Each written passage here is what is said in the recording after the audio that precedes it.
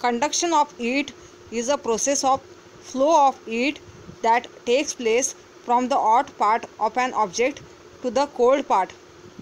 Conduction of heat takes place only in solid substances.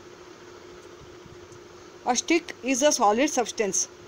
When you heat the stick on a lighted candle, the stick becomes warm from the hot part to the cold part. This is an example of conduction of heat. Now I will show you an experiment of conduction of heat. A man is conducting an experiment of conduction of heat. Observe the experiment of conduction of heat in a few seconds.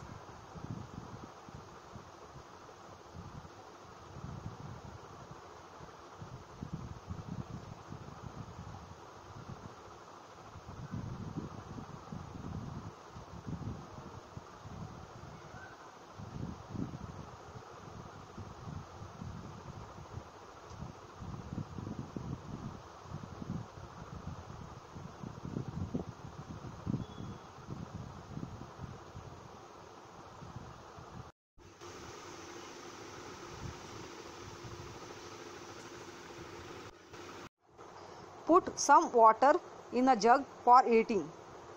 When you heat the water at the bottom of the jug, the water at the bottom of the jug becomes warm. The density of the warm water decreases, and when you add cold water on the hot water, the density of the water increases. In this way, convection currents takes place. Convection of heat is a process of flow of heat by convection currents. When you put two ants up on the fire, your ants starts to become warm. This is an example of convection of heat. Both conduction and convection needs a medium to flow heat.